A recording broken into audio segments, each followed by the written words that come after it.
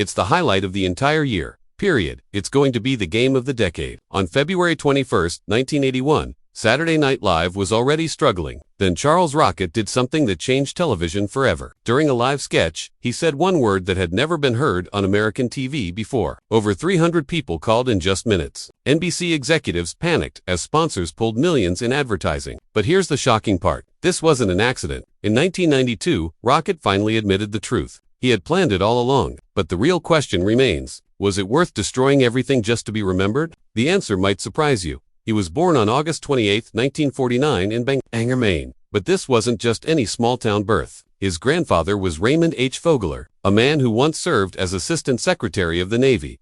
That kind of legacy doesn't go unnoticed. But Charles didn't follow the family path. He was one of 8 kids surrounded by noise, chaos, and competition for attention. That wild energy followed him through life. In 1967, at 18, he entered the Rhode Island School of Design. Originally dreaming of being a truck driver, he turned instead to illustration and film. And almost immediately, he became a legend on campus. He wasn't just another art student. He was everywhere. He hosted events, made films, and even created bizarre eco-superheroes named Captain Packard and Lobo with Dan Gosh. In 1968, they actually crashed a General Assembly meeting, dressed as those characters, filming the whole thing. Politicians didn't know what hit them. Rocket didn't care. He made experimental short films that blended animation and live action. One was called Tits and Trucks. It came out in 1970 and stirred controversy, but also admiration. He pushed the boundaries so far that students either loved him or feared where he'd go next. And when it came to music, he didn't just sit on the sidelines. In 1969, he formed a rock band called the Fabulous Motel. He sang. He played accordion. He didn't care if it made sense. What mattered was energy. One night, November 15, 1970, the amps exploded during a show. Flames broke out. People panicked. Bottles flew. 2 bandmates were hurt. Rocket somehow kept playing, dodging debris, squeezing accordion notes into the chaos. Police came. 5 were arrested. But Charles wasn't shaken. That night became part of his legend. While doing all this, he also poured his sarcasm and rage into underground zine. From 1968 to 1971, he drew satirical comics, mocking professors, mocking the war, mocking anything that looked like power. In one 1970 cartoon, he made school deans look like clowns. The administration hated it. They tried to expel him in 1969 over indecent drawings, but he kept going. He and his friends would sneak around at night, slipping copies of the Zen into dorms and lounges. One time, 200 copies were seized. That only added fuel to his fire. He was tapping into the underground press boom that had swept America. Thousands of college students were doing the same thing.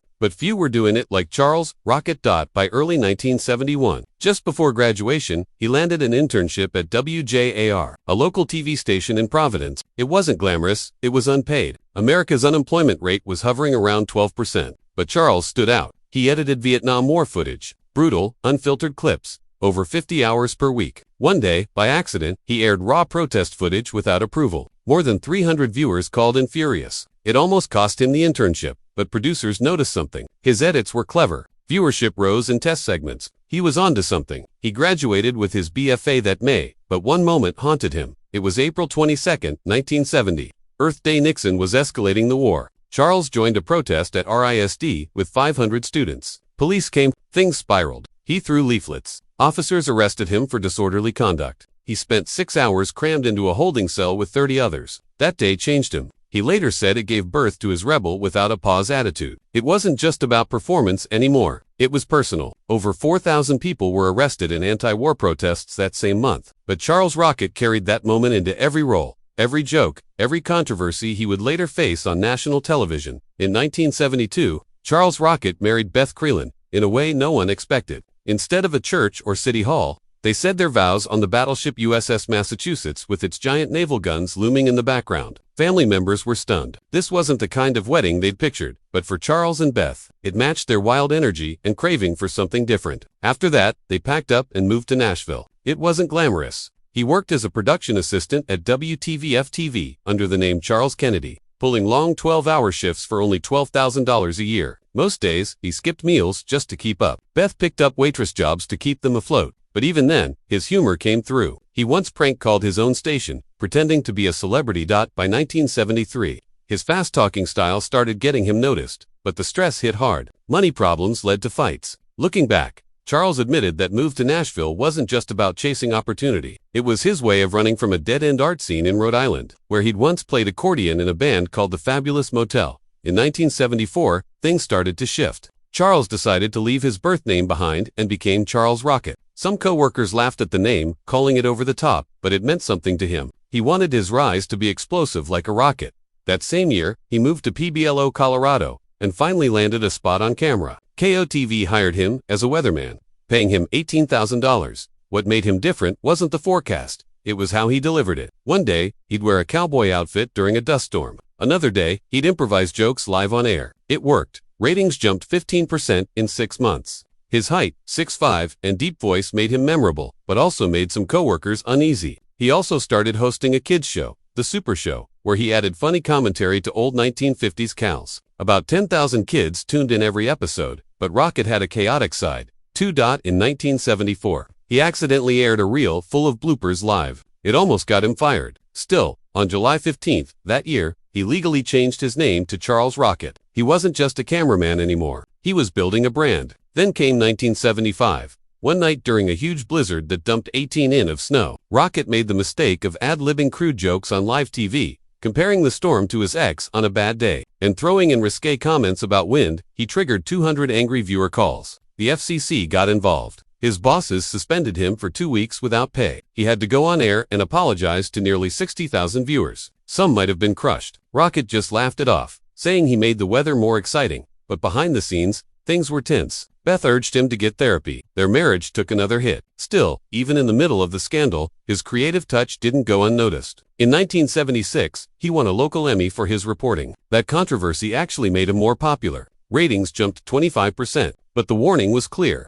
TV had rules, and Rocket was always testing them. By 1977, Rocket returned to Rhode Island. He joined WPRI-TV in Providence on June 15th, earning $25,000 and creating something brand new. It was called The Rocket Report. This wasn't your normal news. Rocket hit the streets with a camera talking to oddball locals, like one guy who swore aliens abducted him. People loved it. Viewership shot up by 30%. About 100,000 homes tuned in. And in 1978, he won another regional Emmy. But he didn't stop pushing boundaries. On July 4, 1977, he staged a fake riot as part of a bit. It got 150 complaints and led to a short suspension. His bosses weren't amused. Still, Rocket didn't change. He clashed with management constantly, once even storming out of a meeting. He added his accordion to some segments, playing music mid. Some people thought it was brilliant. Others said it was unprofessional, but for Rocket it was real.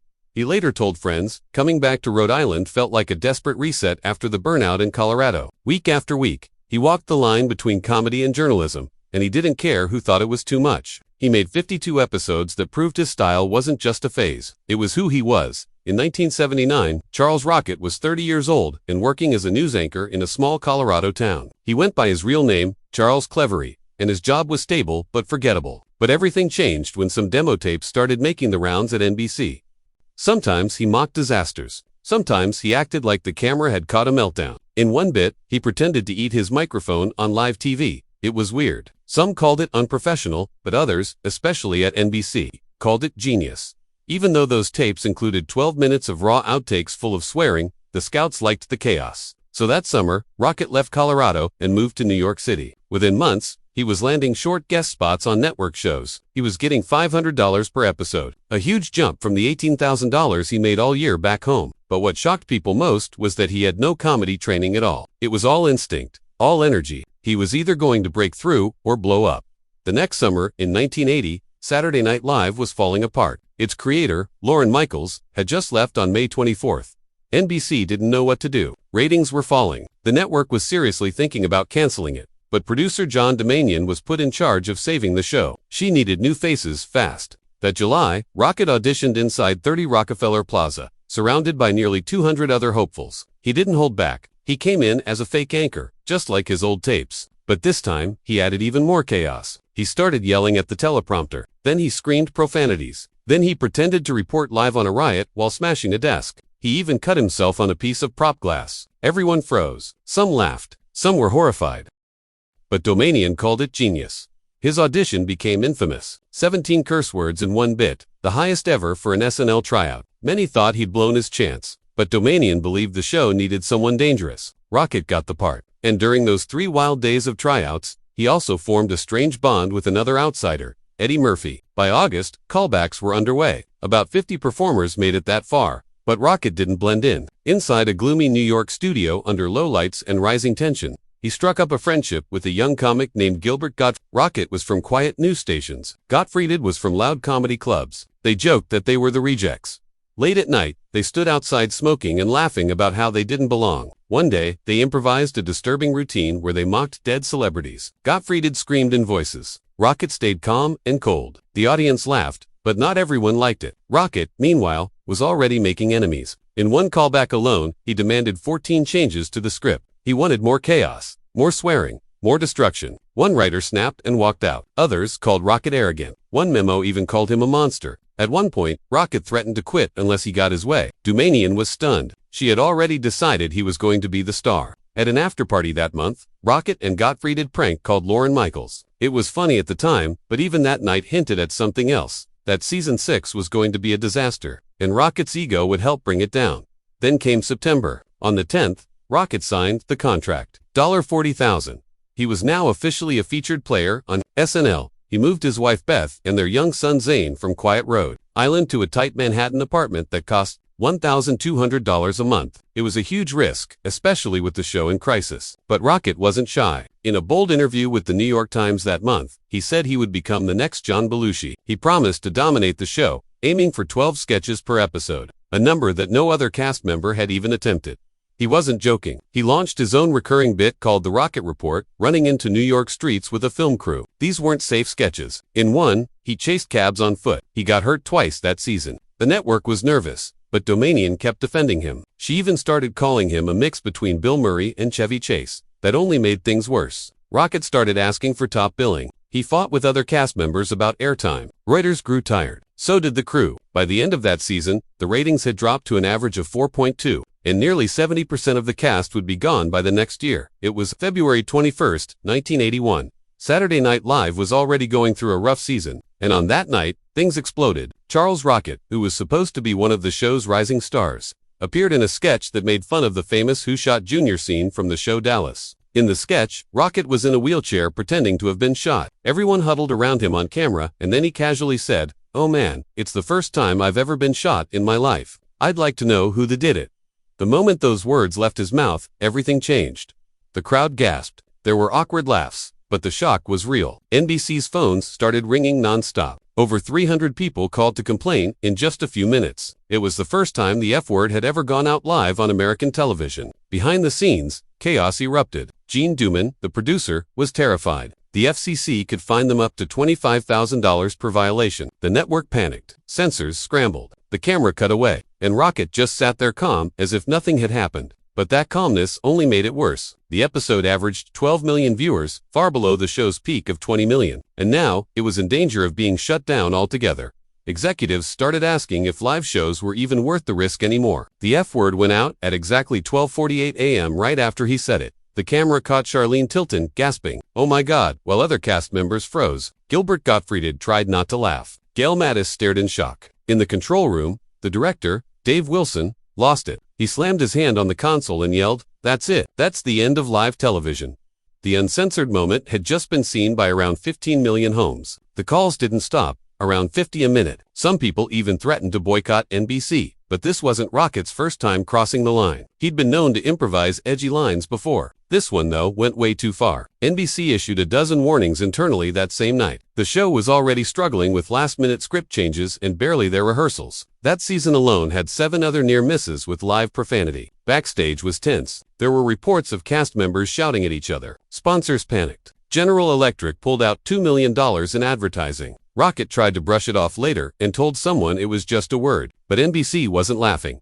What's surprising is that Rocket didn't get fired right away. Instead, he was forced to go on what they called an apology tour. From February 22nd to March 6th, he met with more than 20 network executives. Each meeting was long, and he had to read the same fake-sounding line over and over. "I deeply regret my lapse in judgment," but in private. He was furious. He blamed the mess on how rushed everything was. He said he'd only had 4 hours to rehearse, and 3 different writers had given him conflicting notes. Even more shocking, he actually got paid for those apology meetings. About $5,000 in overtime. He was working 18-hour days and was completely drained. There were even 5 reported shouting matches that same week among the cast. NBC didn't fire him instantly because they were scared of a lawsuit. His contract guaranteed him 13 episodes.